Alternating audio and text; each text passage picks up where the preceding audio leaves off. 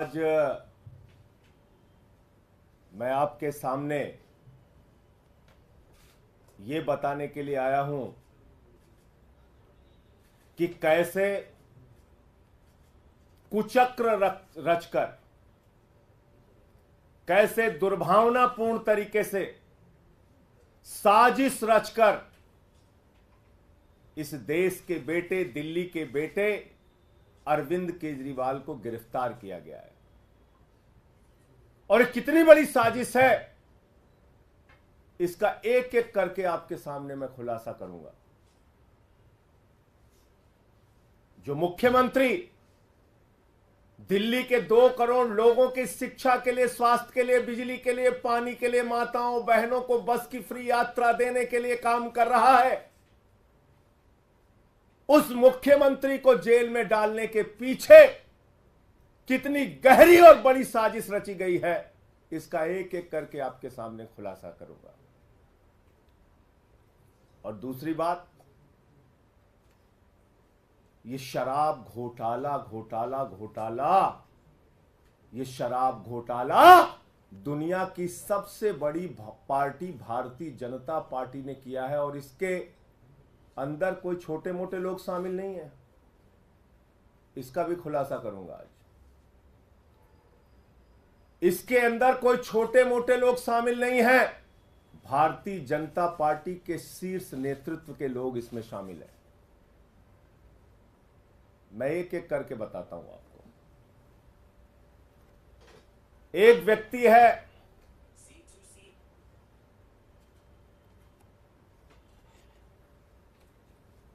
मंगुंटा रेड्डी, जिसने कुल 7 बयान दिए, कुल 3 बयान दिए। उसके बेटे राघव मंगुंटा ने 7 बयान दिए, बाप बेटे ने मिला के 10 बयान दिए। और इस 10 बयान को पीछे जब उनसे पहले पूछा गया, 16 सितंबर को पूछा गया, ईडी के द्वारा पूछा गया कि क्या आप अरविंद केजरीवाल से मिले थे, जानते हैं, तो उसने उसी बात की सच्चाई को उजागर किया। जो बात सच थी, उसने कहा हां मैं मिला था, लेकिन चैरिटेबल ट्रस्ट की जमीन के मामले में मिला था। लेकिन उसके बाद उसके बेटे को, राघव मंगुंटा को गिरफ्तार किया जाता है। राघव मंगुंटा को जेल के अंदर रखा जाता है, 5 महीने तक जेल में रखा जाता है। और तब वो अपना बयान बदल देता है। 16 सितंबर पर पहली बार कार्रवाई होती है मंगुंटा रेड्डी सांसद पर, रेड होती है 16 सितंबर 2022 को। और 10 फरवरी तक लगातार उसको कहा जाता है बयान दो, बयान दो, बयान दो केजरीवाल के खिलाफ। वो बयान नहीं देता तो 10 फरवरी को उसके बेटे राघव मंगुंटा को गिरफ्तार कर लिया जाता है। और 10 फरवरी से लेकर 16 जुलाई तक 7 बयान लिए जाते हैं राघव मंगुंटा के, मंगुंटा रेड्डी सांसद के बेटे राघव मंगुंटा के। कितने बयान? 7 बयान। 3 बयान बाप का, 7 बयान बेटे का। और उन 5 महीनों में जो 7 बयान वो देता है, उसमें भी पूछा जाता है 6 बयान में अरविंद केजरीवाल को जानते हो, अरविंद केजरीवाल ने कोई घोटाला किया है, अरविंद केजरीवाल पे कुछ बोलना है। उसने कहा नहीं नहीं नहीं, बिल्कुल नहीं। लेकिन 5 महीने की जेल के बाद वो टूट जाता है। और 7वां बयान 16 जुलाई को उसका होता है और वो बदल जाता है। वो वही साजिश का हिस्सा बन जाता है। 5 महीने के प्रताड़ना के बाद बदल जाता है और अरविंद केजरीवाल के खिलाफ बयान देता है। लेकिन हैरानी की बात सबसे ज्यादा यह है कि ये 6 बयान और बाप के 2 बयान गायब कर दिए जाते हैं। 5 महीने की जेल के दौरान दिए गए बयान, ईडी कहती है इस पर हमें भरोसा नहीं है और उसको रख लिया अनरिलाइड अपॉन डॉक्यूमेंट्स। यानी ऐसा बयान जो केजरीवाल के खिलाफ नहीं था, उस पर की ईडी ने कहा हमें इस पे भरोसा नहीं है। हमारे वकीलों ने अदालत में पैरवी की, बार बार कहा हमें देखना है वो बयान जो उसने अपनी गिरफ्तारी के दौरान दिया। और जब हमारे वकीलों को कोर्ट ने आदेश दिया जाओ और देखो वो सारे बयान, उनके होश उड़ गए। आपको पता है उनके होश उड़ गए। बाप बेटे के 9 बयानों में कहीं भी अरविंद केजरीवाल का जिक्र नहीं, और बाद में अरविंद केजरीवाल का नाम उससे जबरन दबाव बनाकर अरविंद केजरीवाल के खिलाफ उससे बयान दिलवाया जाता है। अब ये मंगुंटा रेड्डी और राघव मंगुंटा है कौन, जिसको ईडी ने कहा कि यह शराब का कारोबारी है, शराब का घोटालेबाज है, इसके हम छापा मारेंगे। 16 सितंबर को छापा मारा।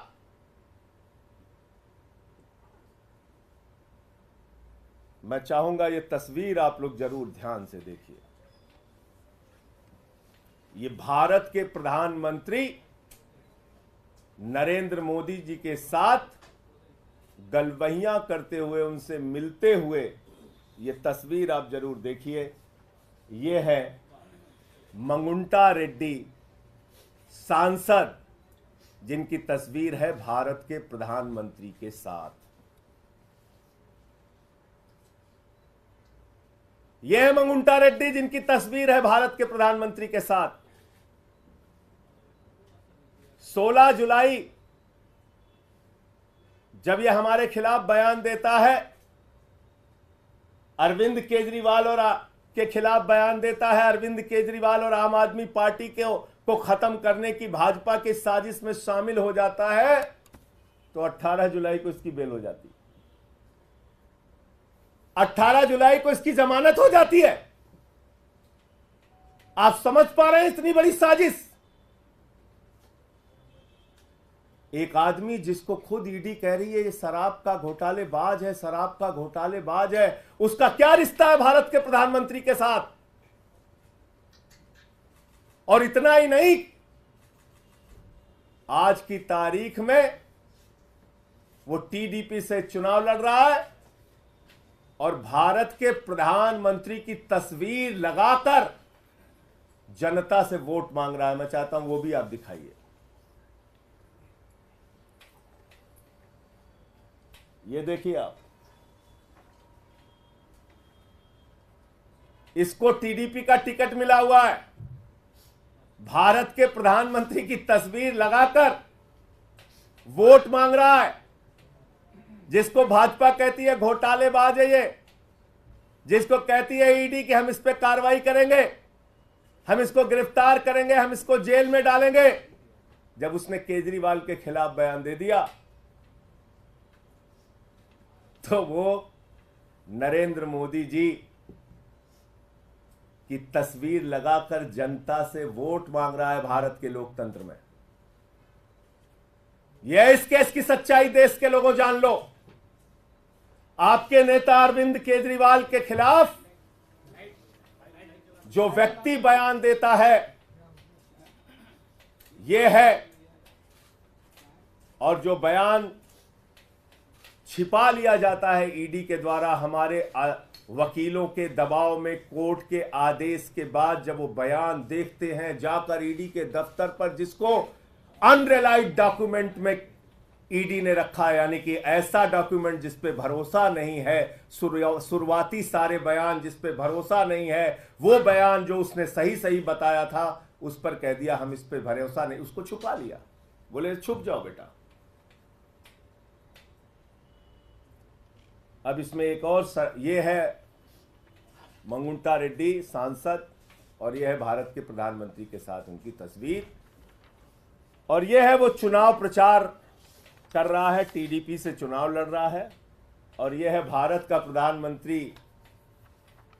इस फोटो में सबसे ऊपर उनकी तस्वीर है, वोट मांग रहे हैं कि मोदी जी के नाम पे हमको वोट दे दीजिए।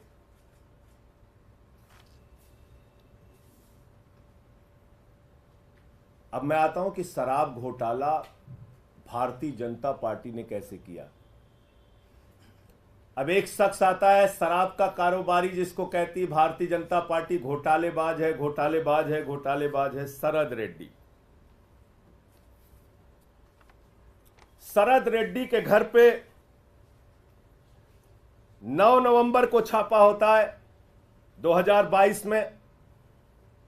9 नवंबर 2022 को छापा होता है, और 9 नवंबर 2000 छापे के बाद इससे पूछा जाता है केजरीवाल जी के बारे में। ये साफ साफ मना कर देता है, कहता है मैं अरविंद केजरीवाल को जानता ही नहीं, उनसे मिला नहीं, उनसे मेरा कोई लेना देना नहीं।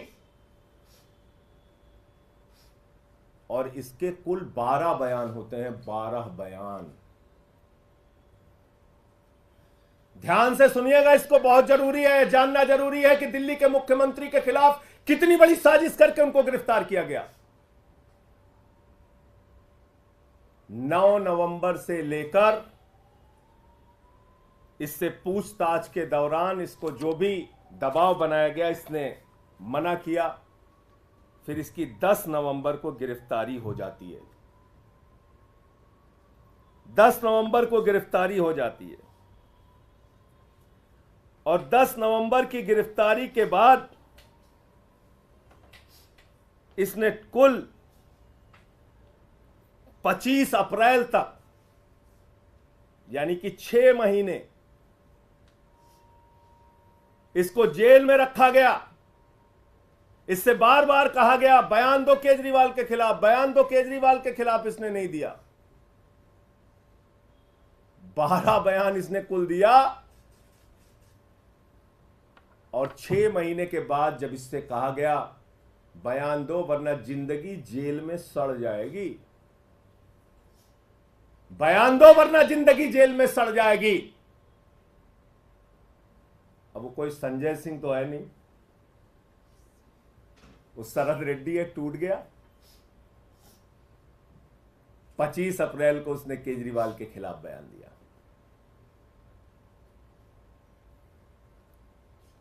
अब हमारे वकील फिर परेशान हुए कि जिस व्यक्ति ने केजरीवाल के खिलाफ बयान दिया उसके 10 बयान को अनरिलाइड डॉक्यूमेंट में ईडी ने क्यों डाल दिया। उन्होंने फिर कोर्ट में एप्लीकेशन लगाई, जांच के आदेश मिले, हमारे वकील गए, उन्होंने देखा, ईडी के दफ्तर में जांच के आदेश मिले, वकील गए, उन्होंने देखा, सारे 10 के 10 बयान पढ़े, वकीलों के होश उड़ गए। 10 बयानों में केजरीवाल का नाम नहीं, और 10 बयान जो केजरीवाल का जो के खिलाफ नहीं थे उस पे ईडी ने कहा इस पे भरोसा नहीं, भरोसा नहीं, भरोसा नहीं। और जैसे ही उसने 25 अप्रैल को अरविंद केजरीवाल के खिलाफ बयान दिया, उसकी बेल हो जाती है, उसकी बेल हो जाती है। अब ये शरद रेड्डी, जिसको भारतीय जनता पार्टी कहती है ये शराब का घोटालेबाज है, ये शरद रेड्डी जिसको भारतीय जनता पार्टी कहती है शराब का बहुत बड़ा घोटालेबाज व्यक्ति है, ईडी कहती है शराब का घोटालेबाज है, उसको गिरफ्तार करती है, 6 महीने जेल में रखती है, केजरीवाल के खिलाफ बयान लेने के लिए बार बार कहती है, 10 बार वो कहता है नहीं नहीं नहीं, केजरीवाल से कोई मतलब और रिश्ता नहीं। 10 बयान के बाद जब टूट गया और इसने केजरीवाल के खिलाफ बयान दे दिया, 6 महीने की जेल के बाद इसको बेल हो जाती है।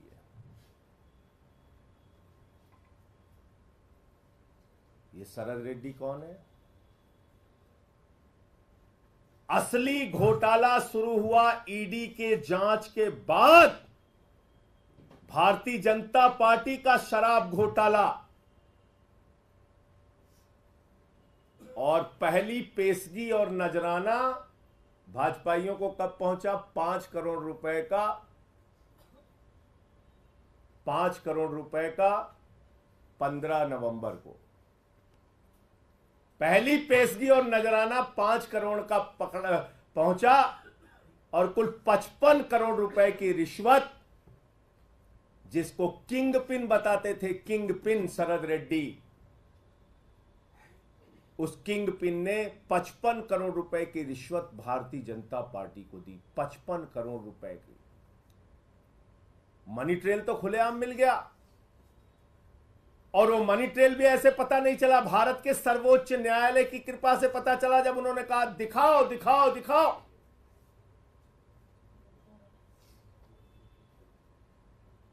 तो 21 मार्च को शाम को 6:50 पे मजबूरी में सारे डिटेल डालने पड़े वेबसाइट पे, बताना पड़ा कि ये शरद रेड्डी है शराब का घोटालेबाज, किंग पिन जिसको कह रही थी ईडी। और जैसे ही 6:50 पे भारतीय जनता पार्टी के शराब घोटाले का खुलासा हो जाता है, 7:14 पर मुख्यमंत्री के दफ्तर पे, मुख्यमंत्री के घर पे छापा पड़ जाता है। क्योंकि आप मीडिया में चर्चा करते हैं, आम आदमी पार्टी मुद्दा उठाती कि भाई शराब का घोटाला तो बीजेपी ने किया है। 21 मार्च को शाम को 6:50 पे इसका खुलासा हो जाता है। 55 करोड़ रुपए की रिश्वत भाजपा ने ली है, इस बात का खुलासा हो जाता है। उस खबर से ध्यान हटाना है, जनता का ध्यान भटकाना है। पहुंच गए केजरीवाल के घर और 7:14 पे छापा मार दिया। कहा गया ईडी के अधिकारियों को, जाओ जल्दी, वरना तो हमारा घोटाला खुल गया है तो बड़ा गड़बड़ हो जाएगा। और 2.5 घंटे की पूछताछ में जो 10 सम्मन दे रही थी ईडी, और हम कह रहे थे आम आदमी पार्टी को एक खत्म करना चाहते हैं, अरविंद केजरीवाल को गिरफ्तार करना चाहते हैं, वो बात सच निकली और अरविंद केजरीवाल जी को 2 घंटे की पूछताछ के बाद गिरफ्तार कर लिया गया। तो असली बात यह है कि यह शराब घोटाला भारतीय जनता पार्टी ने किया है, और यह शराब घोटाला ईडी के जांच के बाद शुरू हुआ है, और दिल्ली के मुख्यमंत्री के खिलाफ गहरी साजिश के तहत ऐसे बयान छिपा लिए गए, अनरिलाइड अपॉन डॉक्यूमेंट में डाले गए, जो बयान केजरीवाल के खिलाफ नहीं थे, और दबाव बनाकर जो बयान लिया गया वो बयान आधार बनाया गया, झूठा बेबुनियाद आधार। तो इसलिए साथियों और दोस्तों, मैं इस देश की जनता से कहना चाहता हूं, आपका मुख्यमंत्री, आपका नेता, दिल्ली के भाइयों से कहना चाहता हूं, 100% ईमानदारी से अपना जीवन जिया है, अपना जीवन जी रहा है। अरविंद केजरीवाल पर ना कोई दाग पहले था और न जीवन में कभी रहेगा। अरविंद केजरीवाल का गुनाह सिर्फ एक है कि वो दिल्ली के बच्चों को अच्छी शिक्षा के लिए काम कर रहे हैं। उनका गुनाह सिर्फ ये है कि दिल्ली की माताओं बहनों के लिए बस की फ्री यात्रा का इंतजाम कर रहे हैं, उनको 1000 रुपए की आर्थिक सहायता का इंतजाम कर रहे हैं। अरविंद केजरीवाल का गुनाह सिर्फ ये है कि वो बुजुर्गों के लिए तीर्थ यात्रा का इंतजाम कर रहे हैं, फ्री बिजली, फ्री पानी का इंतजाम कर रहे हैं। एक ऐसी सरकार जो दुनिया में, देश में सबसे बेहतरीन तरीके से काम कर रही है, उसके पीछे ये बड़ी गहरी साजिश करके उनको गिरफ्तार किया गया है। और ये सारी तारीखें और ये सारे बयान चिल्ला चिल्ला कर ये कह रहे हैं कि ये साजिश है और साजिश है। आप लोगों को जो भी प्रश्न पूछना है सवाल पूछिए, मैं एक एक चीज का जवाब दूंगा। संजय जी, इसके अतिरिक्त ईडी के द्वारा ये भी कहा जा रहा है कि शराब घोटाले का पैसा हवाला कारोबारी के जरिए गोवा में पहुंचा 45 करोड़। आपके जो कैंडिडेट्स थे उनके पास वो पैसा कैश में पहुंचा और वहां के चुनाव में खर्च हुआ, ये इसके इतर बता रही है। और उसके बाद जो मनीष जी के सेक्रेटरी थे उनके बयान का भी जिक्र कर रही है ईडी। मनीष जी के सेक्रेटरी के बयान पर अरविंद केजरीवाल जी ने भी कोर्ट में अपना पक्ष रखा था। बहुत सारे लोग मिलने जाते हैं अरविंद केजरीवाल जी के मुख्यमंत्री आवास पे, उप मुख्यमंत्री जाते हैं, सेक्रेटरी जाते हैं, और उसमें कौन से कागज का वो जिक्र कर रहा है, कौन सा कागज दिया। तो मेरे ख्याल से ये बातें झूठ और बेवकूफ़ी की एक पराकाष्ठा है जिसको तैयार किया है। घोटाला तो 55 करोड़ का सीधे साफ साफ दिख रहा है। यहां भारतीय जनता पार्टी का शराब घोटाला दिख रहा है। कितने छापेमारी की इन नेताओं के घर पर, भाजपा के नेताओं के घर पे। क्या बीजेपी के शीर्ष नेतृत्व को जाने बगैर 55 करोड़ रुपए मिल गए? उनको मालूम नहीं है 55 करोड़ रुपए पहुंच गए उनको। इस शराब घोटाले पे क्या कार्रवाई की ईडी ने, सीबीआई ने? आप बताइए मुझे। गोवा इलेक्शन।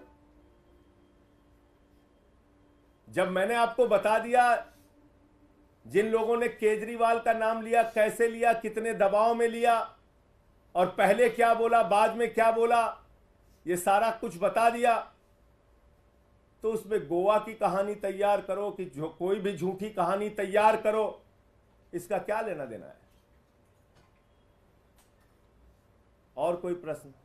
सर, ये भी अब तर्क लगाया जा रहा है कि आपके खाते में, क्योंकि जो पूरा ईडी का इन्वेस्टिगेशन है, दावा है 100 करोड़ का किकबैक, 45 करोड़ गोवा में, तो चुनावों के बाद आम आदमी पार्टी का खाता फ्रीज किया जा सकता है क्योंकि बेनिफिशियरी आप कह रहे हैं कि भारतीय जनता पार्टी का खाता सीज किया जा सकता है? मुझे ऐसा नहीं लगता, क्योंकि 55 करोड़ की रिश्वत तो उनको मिली है, उनके खाते में गई है। गड्डियां गिनी है भाजपाइयों ने 55 करोड़ की। तो मैं तो कहता हूं, जो जितना बड़ा भ्रष्टाचारी वो उतना बड़ा पदाधिकारी, ये है भारतीय जनता पार्टी का नारा। जो जितना बड़ा भ्रष्टाचारी वो उतना बड़ा पदाधिकारी, ये है भारतीय जनता पार्टी का नारा। और कोई प्रश्न? अपने उन बयानों का जिक्र किया जिनको ईडी ने कंसीडर नहीं किया, तो क्या इस मामले को लेकर आप लोग कोर्ट जाएंगे कि कोर्ट में उस केस कोर्ट में आ गए ना? ओहो, आप लोग अपील कर, आप सुन नहीं रहे फिर मेरी बात। ईडी ने अपने बयानों की एक चार्जशीट बनाई और उन्होंने दिखाया, ध्यान से सुनिए, फिर से सुनिए, नहीं तो आप लोग गड़बड़ कर जाएंगे। ईडी ने अपने बयानों की एक सूची बनाई जिसमें उन्होंने कहा रिलायड अपॉन डॉक्यूमेंट, यानी ऐसे डॉक्यूमेंट, ऐसे कागजात जिस पे हमें भरोसा है, और अनरिलायड अपॉन डॉक्यूमेंट जिस पे हमें भरोसा नहीं है, और उसको छिपा के रख लिया। ऐसे अगर हिंदी की भाषा में, सरल भाषा में समझे, ऐसे बयान जिस पर ईडी ने, भाजपा ने, भाजपाइयों की साजिश ने, उनके षड्यंत्र ने भरोसा किया, और ऐसे बयान जिस पर उन्होंने भरोसा नहीं किया। और उसका खुलासा कैसे हुआ? उसको छिपा लिया। उसका खुलासा कैसे हुआ? जब हमारे वकील लोग अदालत में गए, उन्होंने कहा भाई हम देखना चाहते हैं कि जिन बयानों पर इन्होंने भरोसा नहीं किया, शरद रेड्डी के, राघव मंगुंटा रेड्डी के, वो बयान आखिर है क्या? अनरिलाइड में क्यों उसको रखा है? उस पर आपने क्यों रिलाई नहीं किया?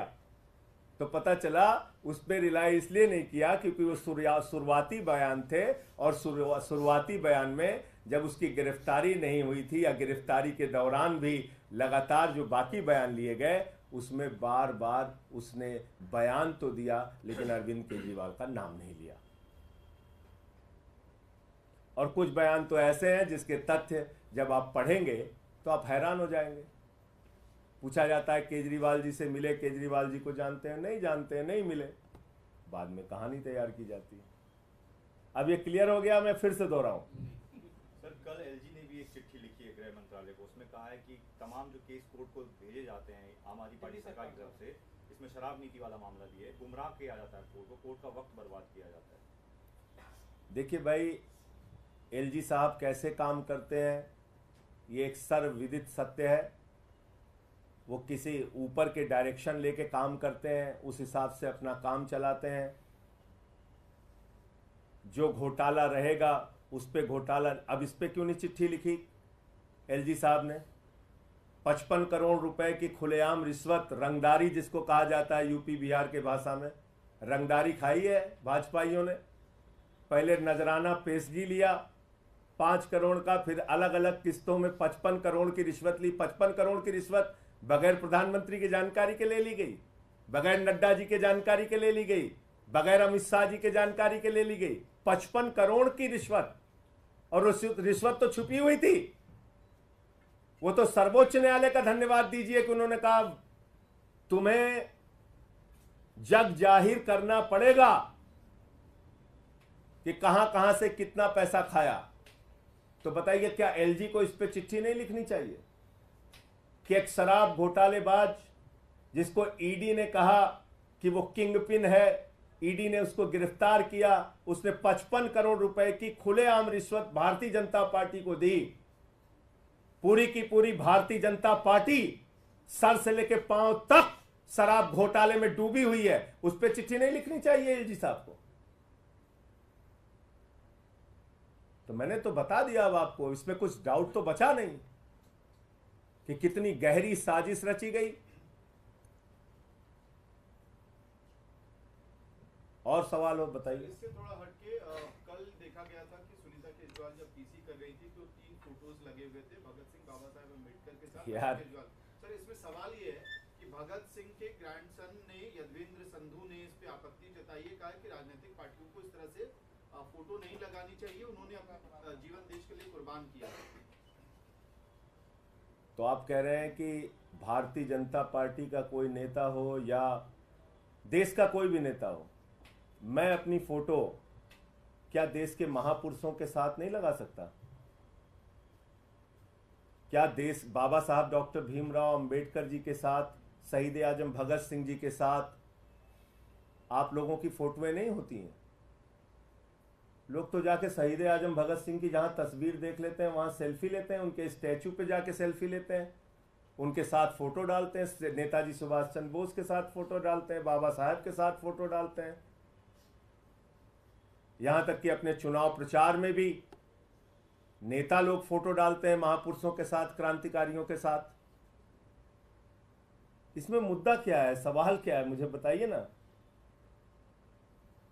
अरविंद केजरीवाल हमारी पार्टी के मुखिया हैं